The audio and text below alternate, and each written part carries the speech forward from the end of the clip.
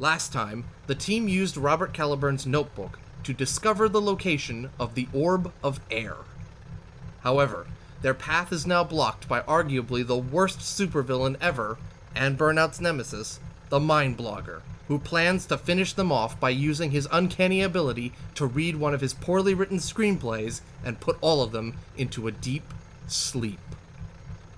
Nyquist, you're up. Alright, knowing that, I'm going to use my sound powers to, mute his voice entirely. Okay, let's see if it works. It's an 18! Yes! Okay, so the Mind Blogger is muted for one whole turn.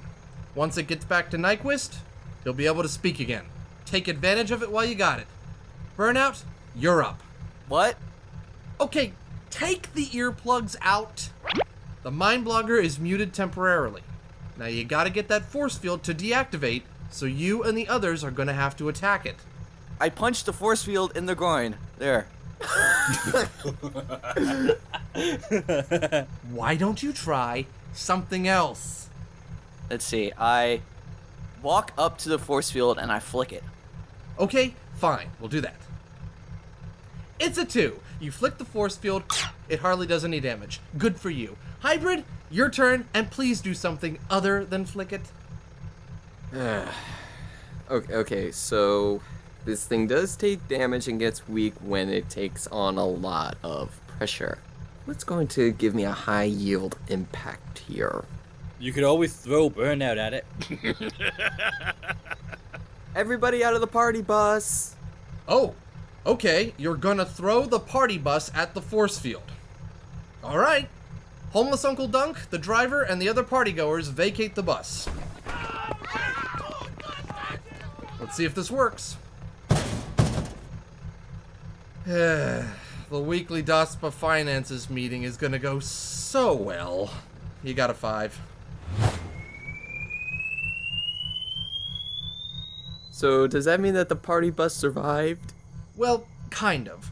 You see, like I previously mentioned, the force field is tech created or modified by the occultum, so it's going to have extra sinister features. In this case, when Burnout flicked it, it activated its defense mechanism, swatted away the bus, and the bus landed on top of you. Because of a flick? That's minus 25 for you, Hybrid. Kodiak, it's your turn. I'm gonna do a tectonic pile driver. Even if I don't break the force field, I can at least send him through the ground. Okay, let's see how that works. It's an 18! The attack doesn't do any damage to the Mind Blogger, but it does do significant damage to the force field. Unfortunately, we have gone one turn now, and that means the Mind Blogger can now speak again. Ah, finally. I knew you couldn't silence me forever. The good news is, thanks to the pile driver attack, the force field will go down in 3 hits. So it's back to Nyquist.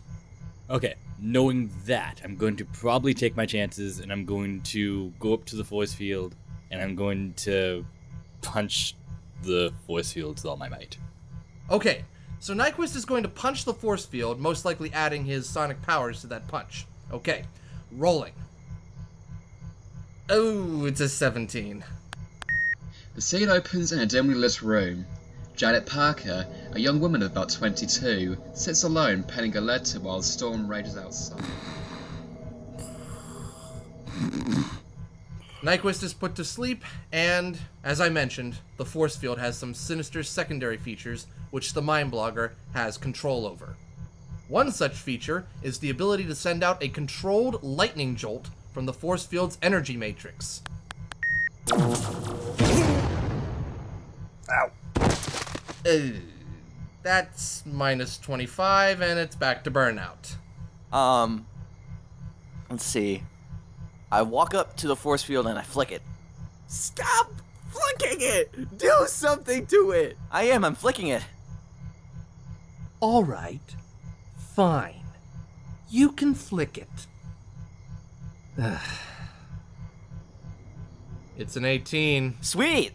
You flick the force field again. Cool, great, it did a tad bit of damage. Hybrid, please do something. I slap Burnout on the back of the head. And he goes flying towards the force field and does damage. Sure. Ah, dang, it's a 5. You missed Burnout, he saw it coming and ducked. And then you, Hybrid, get hit by another blast from the Mind Blogger's force field. Wait, what? Minus 25. Kodiak, please. I think I'm going to send a fisher his way and have lava breach through and encase him. Okay, I can tell you right now that the attack won't breach the force field, but if it's successful, it will certainly do damage to the force field itself. Alright, rolling. Nope, it's a 19. The scene is the bedroom by candlelight at night. Jackson Warren, a vampire, and his lover, Karen, lie together as Jack turns and looks at her. You fall asleep.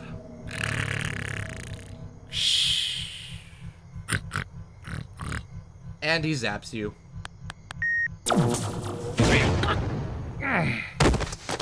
Minus 25. Back to Nyquist. Because the odds aren't necessarily in my favor, I'm going to do what I did the first time and try and silence Mind Blogger again. Okay, let's see if that works. Nope, it's an 11. Same as before. Put to sleep and zapped. The scene is outside the police station in downtown LA.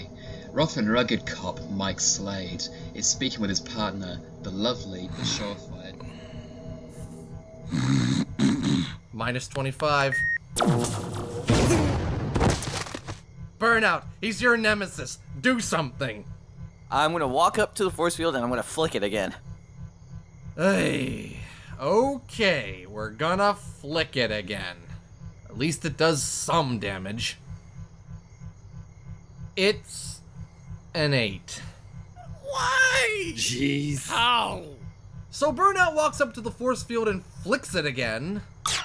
I seriously cannot believe this is working. Well, I mean, that's what flames do, they flicker. Do we need to rename him the Flicker? Go back to sleep. Alright. Hybrid. Okay, I'm gonna try a direct approach and just try punching it myself. 20 megaton punch. Okay, 20 megaton punch. It's a 12, thank God. And thanks to that, the force field goes down.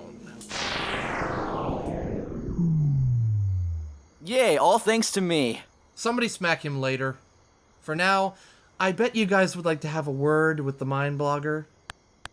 Oh no, that's no, don't stop working now, please, not now. Kodiak, would you like to do the honors? Come here, I'd like to have a word with you. And he has fainted. I take a Sharpie and draw, something, I'm not gonna say what, but I'm gonna draw something on his face. Okay then. Kodiak destroys the iPad-looking device, while Burnout draws horrible things on the Mind Blogger's face before Hybrid tosses him in the shed that Kodiak first crashed into. And we barricade it. Sounds good. Okay, so with the Mind Blogger out cold and locked in the gardener's shed, you all head into the High Apostolic Church.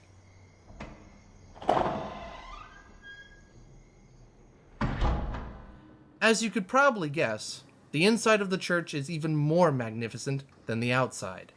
However, as much as you'd like to admire the decor, you still need to find that orb. Nyquist pulls out Caliburn's notebook and, after flipping through a couple of pages, sees that Caliburn wrote down that he thinks the orb is buried with Dr. Kaw in the church's crypt. Now, while this may seem like a fairly obvious place to look, the reason it took people, in this case Caliburn, so long to guess this is because Dr. Kaw left fake clues to where he hid the orb. For years now, everyone from rival treasure hunters to documentary makers to dark sorcerers have followed these well-crafted fake clues dark to no end. The only reason Caliburn believes this to be the correct hiding place is because of a recently deceased priest's personal journal, revealing that he was a confidant of Dr. Cause, and was the one who buried him, mentioning that he will carry his friend's secret to the grave. So, down into the crypt you go. You guys have fun. I'm going to be out by the party bus. I grab Hybrid's collar and I drag him down. Hey! So Kodiak drags Hybrid down to the crypt as you all head down the stairwell. As you enter the crypt, which, by the way, is lit up by lights, it's not pitch black down there, so you don't need torches or burnout to light the way, you look at Caliburn's notes again, and see that you have to locate Dr. Caw's stone coffin. Thankfully enough, it's right over there. Not a very big crypt. Well, that was easy enough. Now, the next step in Caliburn's notebook states that you will have to break open Dr. Caw's coffin. So, Hybrid, will you do the honors? Oh, come on. Come on, Hybrid. You can break it. Kodiak's strong. He can do it too. I admit I don't like the idea of desecrating a grave, but... If no one will do it, I will do it. Okay. Nyquist uses his sonic powers and breaks open the stone coffin.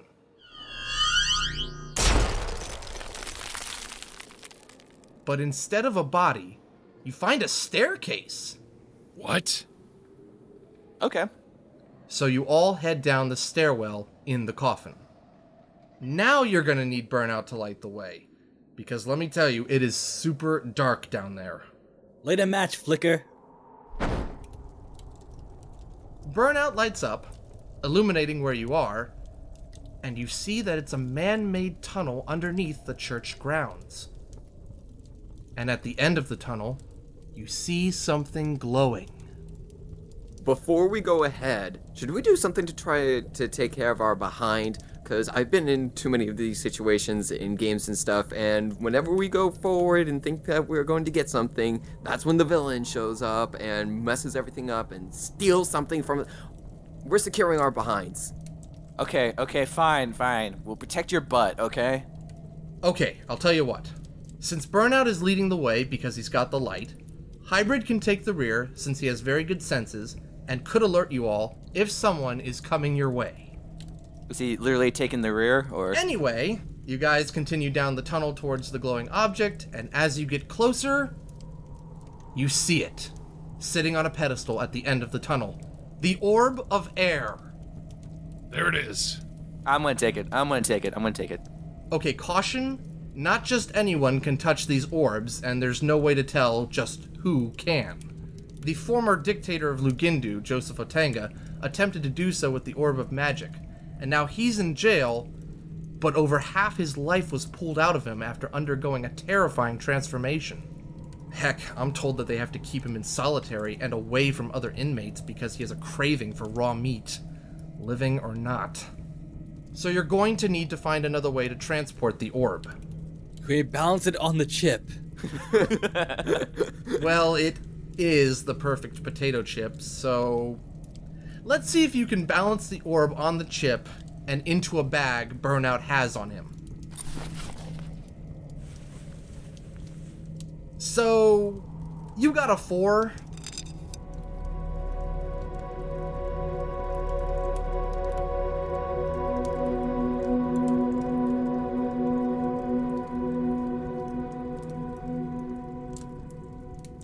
Amazing! It is perfect! How?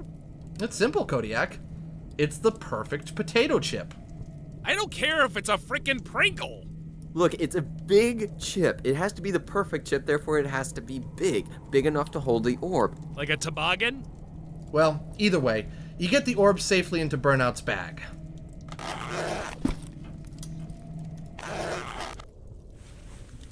And, hey! No interference from the occultum aside from the mind blogger. This is a bit too easy. You guys turn around to leave, when all of a sudden, multiple portals open up.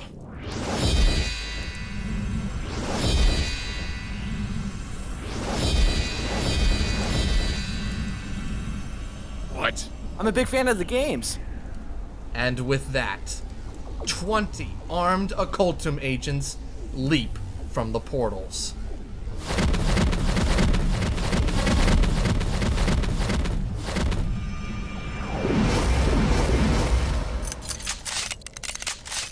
Dagnabbit, frick, darn, shoot, no. Here we go again.